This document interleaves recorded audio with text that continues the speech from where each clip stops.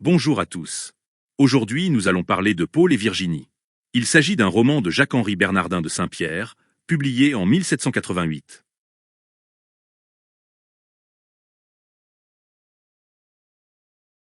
Derrière le Port-Louis de l'Île-de-France, actuelle île Maurice, se trouvent deux cabanes abandonnées. Elles sont situées entre une montagne appelée le Morne de la Découverte et le chemin qui mène du Port-Louis au quartier des Pamplemousses. Le narrateur aime se trouver à cet endroit. Un jour, il y rencontre un homme sur l'âge. Le narrateur lui demande qui habitait dans ces cabanes. Les cabanes ont été habitées, il y a une vingtaine d'années par deux familles qui ont trouvé le bonheur. Le narrateur souhaite en savoir plus. Le vieil homme commence à raconter l'histoire en détail et devient le conteur. Monsieur de la Tour vient sur l'île en 1726 dans le but de chercher fortune. Il amène avec lui sa femme. Monsieur de la Tour a épousé sa femme en secret car les parents de la jeune femme étaient contre ce mariage, puisque Monsieur de la Tour n'était pas un gentilhomme. Il la laisse au Port-Louis, tandis qu'il part à Madagascar acheter quelques esclaves où il meurt de maladie. Veuve et enceinte, Madame de la Tour souhaite cultiver, avec son esclave Marie, un petit coin de terre afin d'avoir de quoi subsister. En cherchant un endroit où vivre, elle rencontre Marguerite qui a quitté sa famille après être tombée enceinte d'un homme qui l'a abandonnée. Cette femme cultive un petit coin avec son esclave Domingue. Marguerite a déjà accouché de son enfant, qui est un garçon nommé Paul. Madame de la Tour devient l'amie de Marguerite. Le conteur qui connaissait les deux femmes a partagé le terrain en deux parts afin que chaque femme ait sa propre terre. Il a construit une case pour Madame de la Tour, située non loin de celle de Marguerite. Madame de la Tour accouche d'une fille nommée Virginie. Domingue s'occupe de la semaison, de la culture des plantes et de différents travaux. Domingue a épousé Marie qui sait fabriquer des paniers et des étoffes. Les deux familles ont des poules, deux chèvres et un chien. Madame de la Tour et Marguerite filent du coton. Les deux familles ont peu de revenus et se contentent du bonheur domestique. Paul et Virginie sont élevés ensemble et leur mère pense déjà à les marier l'un à l'autre. Les deux enfants sont attachés mutuellement et se considèrent comme frères et sœurs. Virginie a 12 ans. Elle a les yeux bleus et les cheveux blonds, contrairement à Paul qui a les yeux noirs. Madame de la Tour s'inquiète du sort de sa fille si elle venait à mourir. Elle reprend contact avec sa tante pour la mettre au courant des événements, bien que cette tante n'ait pas voulu l'aider après son mariage avec Monsieur de la Tour, mais cette tante ne lui répond pas. Quelques années plus tard, Madame de la Tour reçoit une lettre de sa tante. Elle blâme sa nièce sur son erreur passée et pense que ses malheurs sont les conséquences de sa faute. La tante fait du gouverneur Monsieur de la Bourdonnais, le protecteur de sa nièce. Madame de la Tour revient triste à la maison, mais tous concourent à la consoler. Un jour, que les deux mères sont parties à la messe, une esclave se présente à Paul et Virginie. Elle a fui son maître qui la fouettait et est à moitié morte de faim. Virginie lui offre de quoi se nourrir. Paul et Virginie se rendent chez le maître afin de demander la grâce de l'esclave. Arrivés dans une grande plantation, Virginie demande au maître de pardonner à son esclave. Le maître le jure. Paul et Virginie s'enfuient rapidement. Ils ont faim et soif, mais Virginie refuse de demander au maître de la plantation de quoi manger. Ils boivent à une source et mangent du cresson et le chou d'un palmiste.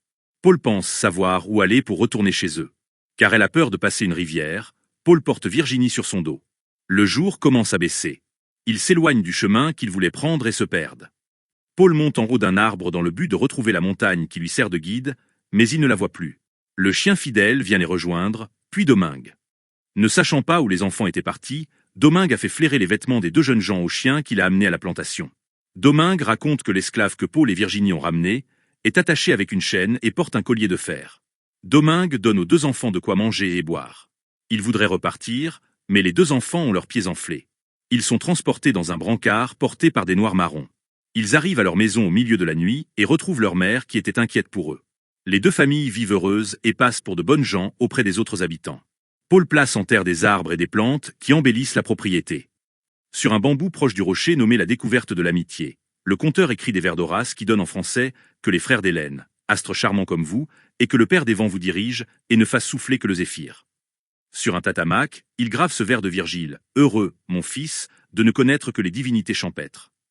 Sur la porte de la cabane de Madame de la Tour, il grave « Ici est une bonne conscience et une vie qui ne s'est pas trompée ». Au lieu appelé repos de Virginie, Madame de la Tour et Marguerite ont planté à côté d'une source 2 cocos lors des naissances de leurs enfants. 2 cocotiers ont vu le jour et ont grandi ensemble. Virginie aime cet endroit. Paul y apporte des nids afin que des oiseaux de toutes sortes s'y installent. Les habitants des 2 cabanes vivent en harmonie les uns avec les autres. Tout en restant entre eux, les habitants, qu'ils soient riches ou pauvres, ont bonne opinion d'eux. Les 2 jeunes gens se rendaient chez le conteur pour dîner, ou bien ils se rejoignaient sur le bord de la mer où ils se fournissaient en produits de la mer.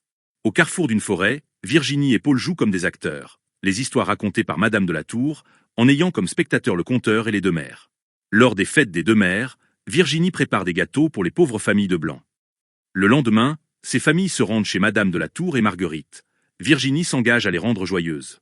Les deux familles vivent une vie simple, mais lumineuse. Parfois, Virginie se met à changer soudainement de comportement, sans qu'il y ait d'explication. Elle commence à être troublée de la présence de Paul. Elle ne parvient pas à parler de son mal à sa mère. Madame de la Tour, qui a deviné ce qu'il se passe dans le cœur de sa fille, lui conseille de s'adresser à Dieu. Virginie demande à Paul son portrait de Saint Paul. Paul le lui donne. Elle promet de ne jamais l'enlever tant qu'elle vivra. Quand il veut l'embrasser, elle s'échappe. Marguerite souhaite marier les deux enfants ensemble.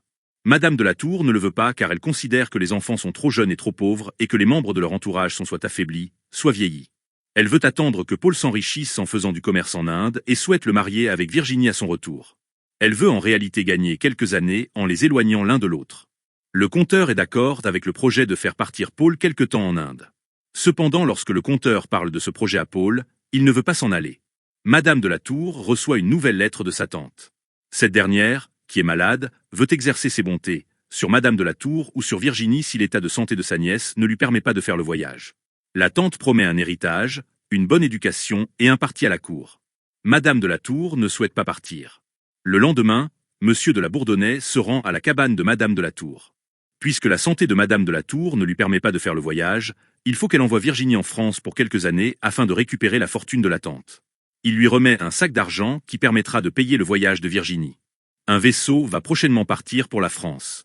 Madame de la Tour a un prétexte pour séparer quelque temps sa fille de Paul. Elle essaie de convaincre sa fille de partir. La fortune de Paul dépendra de la sienne. Virginie lui parle de l'amour qu'elle ressent pour Paul. Madame de la Tour lui conseille de cacher son amour à Paul. Le soir, elles reçoivent la visite d'un ecclésiastique. Ce dernier pousse Virginie à partir, en lui disant que c'est un ordre de Dieu. Virginie accepte à contre-cœur. Le conteur est contre le départ de Virginie, car il faut préférer les avantages de la nature à ceux de la fortune. Marguerite est aussi contre ce voyage. Cependant, Madame de la Tour a pris sa décision. Seul Paul ne sait pas encore de quoi il en retourne. Des marchands se rendent à la cabane de Virginie afin de lui vendre ce dont elle aura besoin pour son voyage. Paul demande au conteur d'intervenir auprès de Madame de la Tour afin d'empêcher le départ de Virginie. Après s'être déplacé, le conteur aperçoit que Virginie est habillée comme une dame. Il tente de faire comprendre à Paul qu'il faut laisser Virginie partir, que Virginie appartient à une fille riche et que Paul est un bâtard qui provient d'une famille pauvre. Après le souper, Virginie et Paul se retrouvent ensemble. Le vaisseau est non loin d'eux. Virginie partira dans 3 jours. Paul tente de lui faire comprendre ce qu'elle quitte et les conséquences négatives de son départ. Il veut partir avec elle, la suivre où elle ira par tous les moyens et dit préférer mourir près d'elle que de vivre loin d'elle. Virginie dit qu'elle sera toujours liée à lui quelle que soit la décision, rester ou partir. Madame de la Tour veut faire annuler le voyage. Elle demande au conteur d'emmener Paul avec lui. Le conteur garde Paul chez lui pour la nuit. Lorsque Paul retourne chez lui, il apprend que Virginie est partie avec le vaisseau au point du jour. Il se rend à un endroit surnommé le Pouce-Doux, il voit le vaisseau s'éloigner. Il reste même lorsque le bateau n'est plus visible. C'est le conteur qui vient le chercher et le ramène à son habitation. Madame de la Tour dit que le gouverneur est venu chercher Virginie cette nuit. Paul aurait aimé au moins faire ses adieux. Il dit aux animaux dont s'occupait Virginie qu'ils ne la reverront plus. Alors qu'il devrait épancher la douleur de Madame de la Tour et de Marguerite, il ne peut s'empêcher de penser sans cesse à Virginie. Auprès du conteur, Paul apprend à lire, à écrire, pour avoir une correspondance avec Virginie, la géographie et l'histoire. Il aime retrouver sa propre situation dans les romans qu'il lit.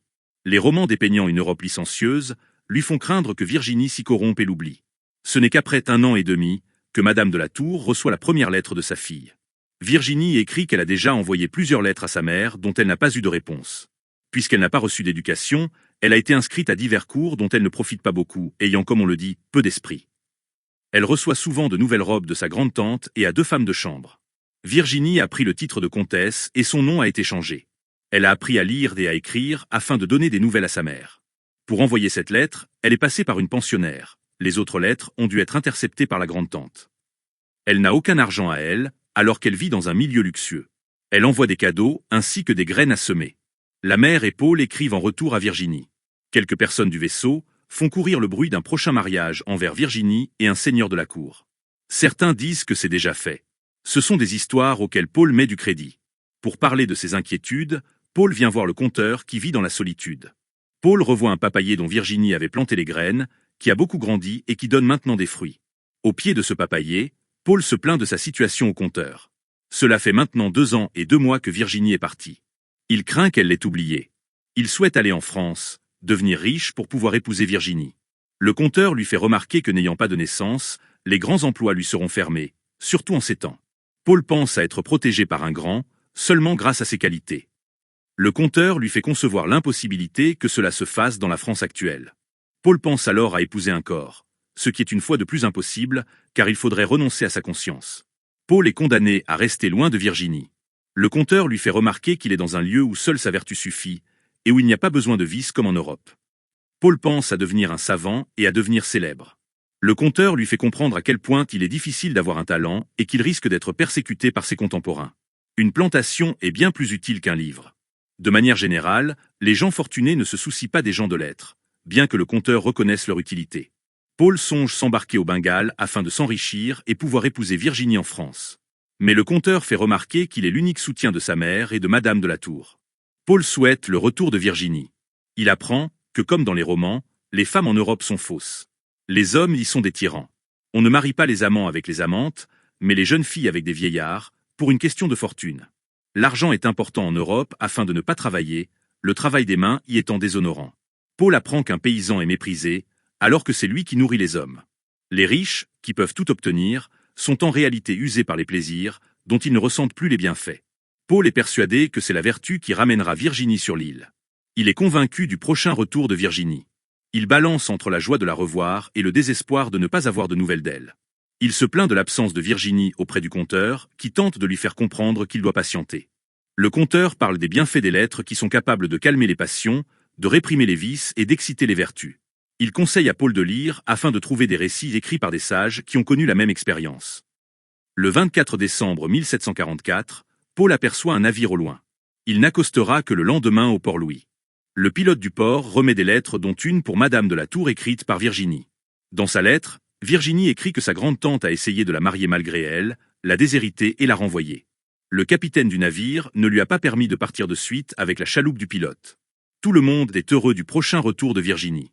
Paul vient prévenir le compteur et ils se dirigent ensemble vers le port.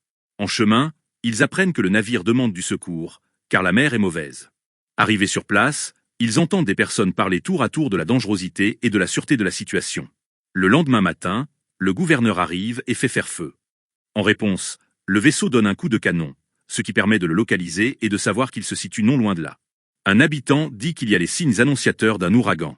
Le vaisseau est dans une situation telle qu'il ne peut plus avancer et reculer. Il est obligé de supporter le déchaînement de la mer. Le bateau est fracassé sur des rochers. Paul veut porter secours à Virginie, mais le compteur et Domingue l'en empêchent. Virginie est dans la galerie du bateau et voit les efforts que Paul fait pour la rejoindre. Sur le navire, un matelot tente de sauver Virginie en la forçant à se déshabiller, mais elle refuse. Virginie sait qu'elle va mourir et ne cherche pas à venir à la rive à la nage. Le navire finit par être englouti. Paul, en mauvais état, est remis entre les mains de chirurgiens. Le compteur et Domingue retrouvent le corps de Virginie. Elle tient dans une main le portrait de Paul. Les 2 hommes se rendent ensuite à l'habitation afin de prévenir Madame de la Tour et Marguerite. Madame de la Tour alterne entre évanouissement et reprise de connaissance. Paul est ramené à la maison et pleure avec Madame de la Tour et Marguerite. Le compteur assiste aux funérailles de Virginie qui sont suivies par beaucoup d'habitants de l'île, tant elle était appréciée des habitants. Elle est enterrée près de l'église des Pamplemousses, au pied de bambou. Alors que Paul va de mieux en mieux physiquement, son chagrin prend de l'ampleur et il reste silencieux. Quand il s'éloigne de la maison, il est suivi par le compteur et Domingue. Ces 2 derniers s'aperçoivent que Paul prie Dieu en cours de route. Paul se rend à l'endroit où a péri le navire et tombe en défaillance. Il parcourt tous les endroits qui lui rappellent son passé avec Virginie. Le compteur transfère Paul dans un quartier où il n'a jamais été afin qu'il ne retrouve rien qui puisse lui rappeler Virginie et il essaie de le distraire. C'est sans succès. Le compteur tente de lui faire entendre raison. Ça ne sert encore à rien puisque Paul veut maintenant rejoindre Virginie dans la mort. Le compteur ramène Paul à son habitation où Madame de la Tour et Marguerite sont toutes 2 en mauvais état. Elles ont rêvé de Virginie qui leur enlevait Paul. Celui-ci décède 2 mois après Virginie. Marguerite meurt 8 jours après son fils. Le compteur amène Madame de la Tour chez lui, mais elle décède peu de temps après. La tante balance entre athéisme et superstition, entre reproches des morts de Virginie et de sa mère et félicitations d'avoir repoussé 2 êtres qui ont déshonoré la maison. Elle est enfermée comme folle par des parents qui la dépouillent. Elle finit par décéder. Sont enterrés près de Virginie, Paul, sa mère, Marguerite et les 2 serviteurs. L'île Maurice est décrite comme étant paradisiaque. Déjà, c'est le cas au niveau de sa végétation. L'île est couverte d'arbres et plantes typiques de la région. C'est le cas vis-à-vis des animaux. Il y a une variété d'oiseaux qui n'ont pas l'air d'avoir peur de l'homme. Lorsque Paul et Virginie sont perdus dans la forêt, ils parviennent à boire à une source et à manger. C'est aussi un paradis dans le sens où pour y vivre, il n'y a pas besoin de vices, mais de vertus. Nul besoin de richesse ou de savoir, travailler et aider les autres suffit à se faire apprécier des autres habitants. Le terrain que cultivent Domingue et Paul est en soi un mini-paradis dans le paradis. Paul y fait pousser de tels arbres et de telles plantes qu'il magnifie l'ouvrage de Domingue. Les lieux ont plus d'être beaux, sont en corrélation avec des moments tendres et inoubliables que connaissent Paul et Virginie. Les lieux ont une forte connotation avec leur passé. Il en est ainsi des 2 cocotiers qui ont été plantés après leur naissance et qui poussent l'un à côté de l'autre. La notion du temps disparaît. Le temps n'est plus compté par des horloges ou des almanachs. Il est compté grâce à l'ombre des arbres, par l'apparition des arbres et des fruits, par les récoltes et par la pousse des arbres. Des notions de temps ne commenceront à apparaître que peu avant et qu'après le départ de Virginie. Ainsi, on saura que le vaisseau de Virginie partira dans 3 jours, que Virginie est partie depuis 1 an et demi, puis 2 ans et 2 mois. Les relations entre les 2 familles sont aussi exceptionnelles. Paul et Virginie se considèrent comme frères et sœurs, alors que ce n'est pas le cas. Madame de la Tour et Marguerite ont chacune leur enfant, mais il arrive qu'elles se les échangent. Elles ont connu une histoire similaire, bien qu'elles proviennent de milieux différents, Madame de la Tour étant une aristocrate et Marguerite une paysanne. Les rapports entre les adultes et les enfants sont cordiaux. Il est normal que les plus jeunes aident les plus âgés. Domingue et Marie, qui sont 2 esclaves, ne sont pas traités comme tels. Il y a une grande différence entre ces 2 personnages et l'esclave, recueilli par Virginie et Paul. Cet esclave est battu par son maître, comme le montrent les traces sur son corps. Après être revenue à la plantation, elle est attachée et a un collier autour du cou. Les 2 familles ont peu. Le lecteur ne le remarque que lors de l'arrivée du gouverneur dans une des 2 habitations. Elles possèdent ce que la nature leur donne et le fruit de leur travail. Ceci ne les empêche pas de donner le peu qu'elles ont à des personnes plus malheureuses qu'elles. Paul donne à Virginie la seule chose qui lui appartienne, c'est-à-dire un portrait de Saint Paul. Les habitants de l'île aident les autres sans attendre quelque chose en retour. Les 2 familles possèdent peu, ne s'en plaignent pas et tirent leur bonheur de la vie simple qu'elles mènent. C'est un lieu où la vertu est récompensée. Il y a beaucoup de monde à l'enterrement de Virginie, car celle-ci a toujours été bonne pour les habitants de l'île. L'île est comparée à l'Europe. Même si nous ne suivons aucune action en Europe directement, l'Europe est toujours présente en fond. L'auteur écrit que les Européens ne peuvent pas comprendre certains aspects de l'histoire. Par le biais du conteur, il insinue qu'un Européen ne peut pas s'intéresser au sort de quelques particuliers obscurs.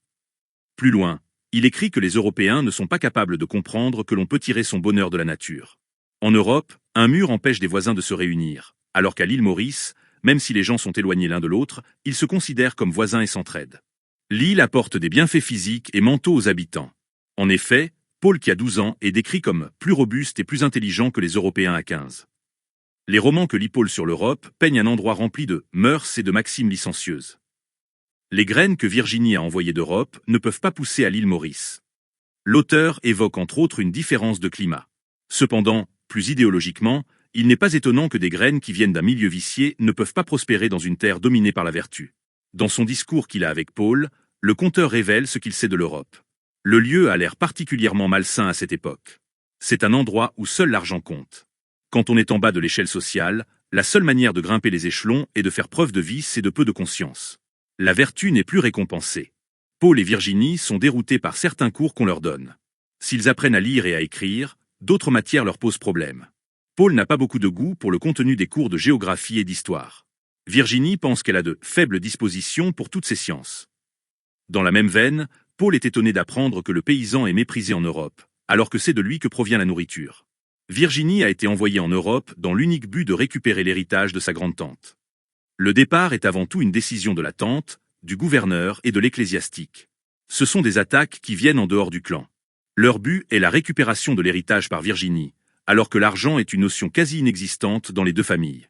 C'est cette notion non saine qui gangrénera le clan et finira par le détruire. Avant son départ, le gouverneur donne de l'argent à Virginie pour préparer son voyage. Cet argent propage le vice, puisque cet argent va attirer des marchands qui vont essayer de vendre à Virginie ce dont elle n'a jamais eu besoin. Madame de la Tour pousse sa fille à se rendre en Europe tout d'abord, car elle a peur de ce que deviendra la situation puisque les deux enfants sont jeunes et qu'elle-même Marguerite et les deux esclaves sont déjà diminués par l'âge. Madame de la Tour veut aussi éloigner Virginie de Paul car elle a remarqué que sa fille commence à avoir de l'attirance envers Paul. Elle souhaite attendre quelques années avant de les marier l'un à l'autre. Virginie ne veut pas partir. Toutefois, elle est convaincue quand l'ecclésiastique lui dit que c'est l'ordre de Dieu. Elle souhaite également enrichir Paul grâce à la richesse qu'elle pourra obtenir. Marguerite, le conteur et Paul sont et restent contre le départ. Virginie partira tout de même. Sur place, elle sera confrontée aux différences de mœurs et à la dureté de sa grande-tante, qui ne lui permet même pas de correspondre avec sa mère. L'éducation reçue par Virginie lui permettait de vivre à l'île Maurice et d'autant plus dans son cocon familial, mais certainement pas en métropole. Paul, qui entend et lit des choses ignobles sur l'Europe, s'inquiète pour Virginie. Ironie du sort, Virginie reviendra sans l'héritage, qui était pourtant le but de son voyage. Si Virginie périt, c'est peut-être à cause de sa pudeur qui l'empêche de se dévêtir, ce qui signifie qu'elle a été atteinte par les pensées de l'Europe. Les personnages sont tellement liés les uns aux autres que le décès de l'un d'eux provoque des décès en chaîne. Mais de tout ce que renfermait cette enceinte, rien n'était plus agréable que ce qu'on appelait le repos de Virginie. Au pied du rocher, la découverte de l'amitié est un enfoncement d'où sort une fontaine, qui forme dès sa source une petite flaque d'eau, au milieu d'un pré d'une herbe fine. Lorsque Marguerite eut mis Paul au monde, je lui fis présent d'un coco des Indes qu'on m'avait donné. Elle planta ce fruit sur le bord de cette flaque d'eau, afin que l'arbre qu'il produirait servît un jour d'époque à la naissance de son fils. Madame de la Tour, à son exemple, y en planta un autre dans une semblable intention dès qu'elle fut accouchée de Virginie. Il naquit de ces deux fruits deux cocotiers, qui formaient toutes les archives de ces deux familles. L'un se nommait l'arbre de Paul, et l'autre, l'arbre de Virginie. Ils crurent tous deux, dans la même proportion que leur jeune maître, d'une hauteur un peu inégale, mais qui surpassait au bout de 12 ans celle de leur cabane. Déjà, ils entrelaçaient leurs palmes, et laissaient pendre leurs jeunes grappes de coco au-dessus du bassin de la fontaine. Excepté cette plantation, on avait laissé cet enfoncement du rocher, tel que la nature l'avait orné. Sur ses flancs bruns et humides rayonnaient, en étoiles vertes et noires de larges capillaires, et flottaient au gré des vents des touffes de scolopendres suspendues comme de longs rubans d'un vert pourpré. Près de là croissaient des lisières de pervenches, dont les fleurs sont presque semblables à celles de la giroflée rouge, et des piments, dont les gousses couleur de sang sont plus éclatantes que le corail. Aux environs, l'herbe de baume, dont les feuilles sont en cœur, et les basiliques à odeur de girofle, exhalaient les plus doux parfums. Du haut de l'escarpement de la montagne pendaient des lianes semblables à des draperies flottantes, qui formaient sur les flancs des rochers de grandes courtines de verdure. Les oiseaux de mer, attirés par ces retraites paisibles, y venaient passer la nuit. Au coucher du soleil, on y voyait voler le long des rivages de la mer le corbigeau et l'alouette marine, et au haut des airs la noire frégate, avec l'oiseau blanc du tropique, qui abandonnait, ainsi que l'astre du jour, les solitudes de l'océan Indien.